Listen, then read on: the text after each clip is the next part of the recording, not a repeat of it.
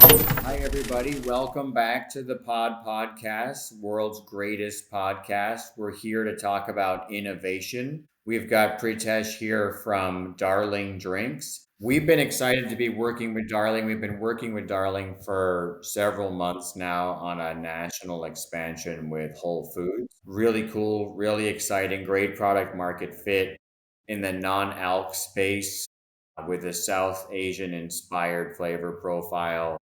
It's a really cool product line. It's in definitely right place, right time in terms of where the trends are, and couldn't have a better retailer to launch with than Whole Foods. So it's great to see. Pritesh, we're glad to be partnered. The product speaks for itself. It looks great. It tastes great. But maybe let's talk a little bit about the origins of the brand. What gave you and your team the idea to make Darling Drinks, and how do you want it to fit into the market once you're big and you've gone national? Yeah, so first of all, let me start with an intro. I'm Pritesh Velankar, co founder, co CEO of Darling Drinks. Um, Live in Austin, Texas with my family. Thank you for having me, Peter. And let me address the question. How did Darling Drinks start? So, me, Hanish, and Raj, we we are founders of another company called Quickly. We've scaled that to a pretty good level. We were exploring other markets to venture into. We've played around in the retail space. We understand how distribution retail works, and we always wanted to do something in the alcohol space. So as we were exploring that market, what was a very noticeable trend was the rise of non-alcoholic beer, and that in the whole beer space, it was actually the only vertical that was actually growing really fast. That's what we started looking into, and that really intrigued us what non-alcoholic beer actually means in terms of hydration. For athletic performance, it's a great replacement for many of the drinks. So that intrigued us, and as we went deeper into it, really understanding what can we do in this space, that's how this whole product was formed. We also wanted to do something that was very city inspired. We all, the Hanish, Raja from Delhi, I'm from Bombay. We've lived in DC, New York, Chicago. So we wanted to sort of give a toast to the big iconic cities around the world. Really talk about the flavor, what it means, what the culture is. So if you look at our cans, they have that vibrancy of the city. We have the pictures that reflect the cosmopolitan charm of that city. So we've all blended everything that we were thinking of for many years into this product.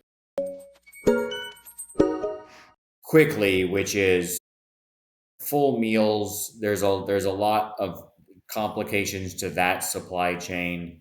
You're looking at the alcohol space, and what a lot of founders don't do is read the room and read the zeitgeist to know that the market is changing and plan A probably isn't the right plan, right? So you did what a lot of people don't have the courage to do, I would say, which is in short order pivot into this non-alc space. But how do you, when you make that decision, and that has all sorts of implications for the supply chain in terms of your marketing strategy and your distribution strategy, how do you decide on the exact flavor profile and the exact packaging design, on the fly like that? Because you went to market quickly. You ended up with a very competitive product at a competitive price with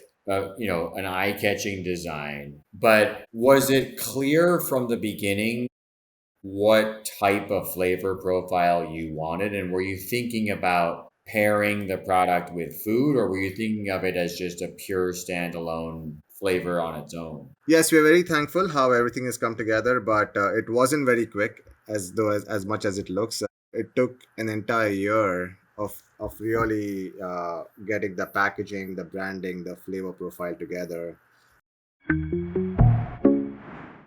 I mean, there's other companies like Nespresso that have done that very, very well in their space. I don't know of a beer or an NA beer that's done it. So I think it's innovative. And you'd be able to do all sorts of seasonal and LTO offerings, I would imagine, too.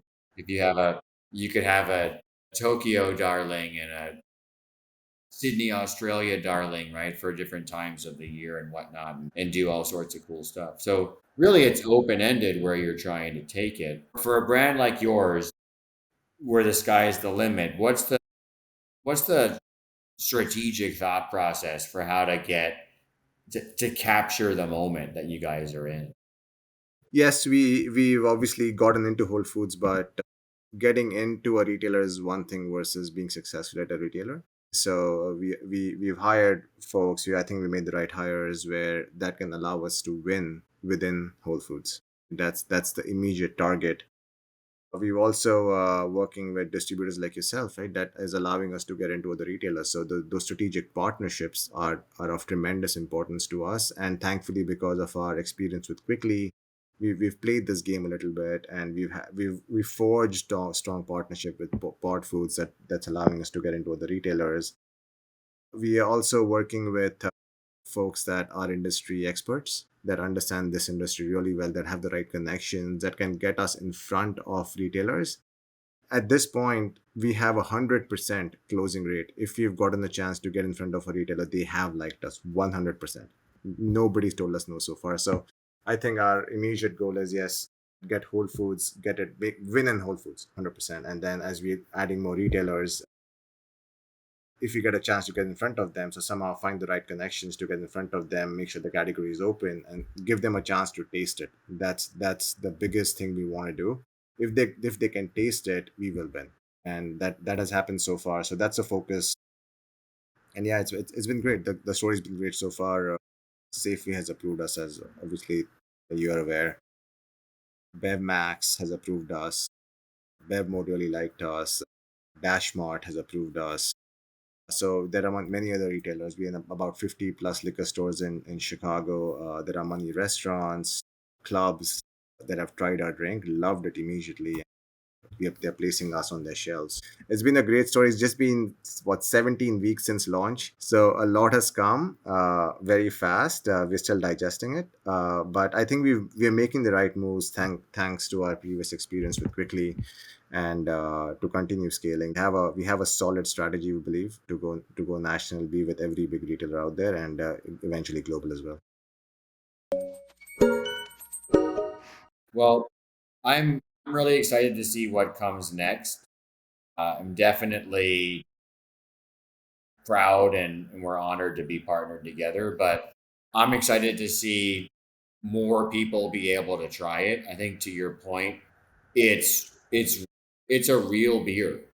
It's real beer. It happens to be a beer that doesn't have alcohol in it, and it's an authentic product. And that's a word that I think is overused, but I think it's true to what it should be, what it's meant to be, what it says that it is, and it happens to be much healthier for you because it doesn't have alcohol in it. So I think there's a lot of people that will resonate with that. Peter, thank you for having me, and really glad we did.